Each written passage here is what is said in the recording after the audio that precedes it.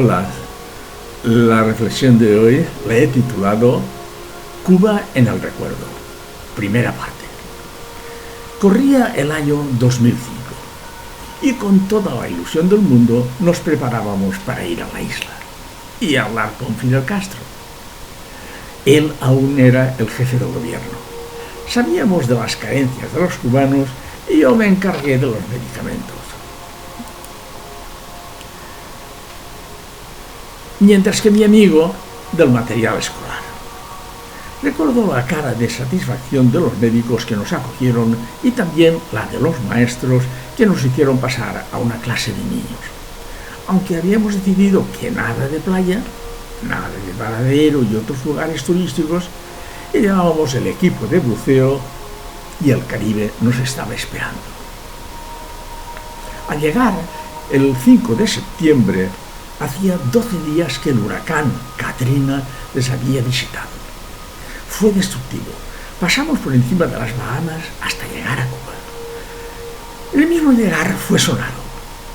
Una vez en tierra, durante más de una hora, las luces del aeropuerto estuvieron apagadas.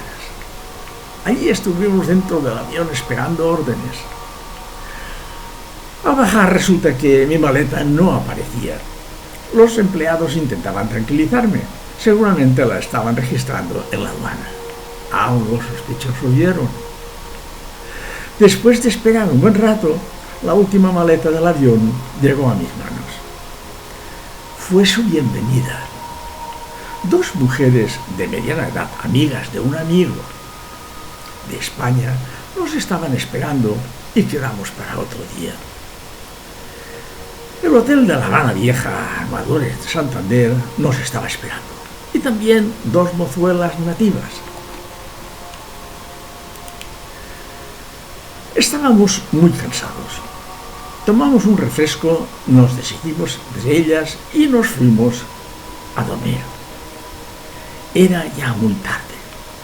Pusimos en marcha el aire acondicionado de la habitación, el calor era sofocante y el olor típico de La Habana nos estaba acompañando. Con las dos mayores estuvimos dando vueltas por La Habana. Visitamos el Botánico y acabábamos en un restaurante de las afueras. Se trataba de un paladar, como le llaman los habaneros. Recuerdo que la más joven, la de mi amigo, puso en una fiambrera su helado para su hijo. Seguro que llegó totalmente deshecho. Solo es para que veas el sacrificio de una madre ante la miseria. Estuvimos en la casa de una de ellas, una vivienda unifamiliar de planta baja en una gran avenida. Hablamos con alguien que al día siguiente zarpaba hacia los Estados Unidos. Aquello fue secreto. Posteriormente supimos que los espaldas mojadas habían llegado bien. En Tampa, Florida, les esperaban los familiares. Fueron ellas las que se rieron cuando les dijimos que queríamos ver a Fidel Castro. Nos dijeron que era imposible, ya que por motivos de seguridad podía estar en cualquiera de sus 3 residencias. Creo que comprendieron enseguida que no lo decíamos en serio.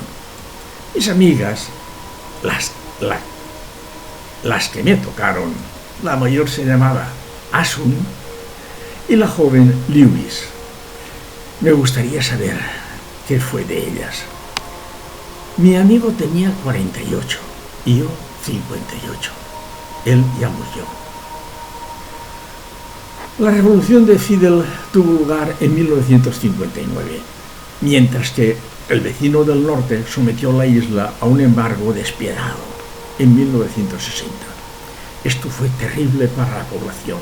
Se quedaron con su base militar en el este, la base naval de Bahía Guantánamo, que tenían concedida por el anterior dirigente Fulgencio Batista sin que se les pagara ni $1.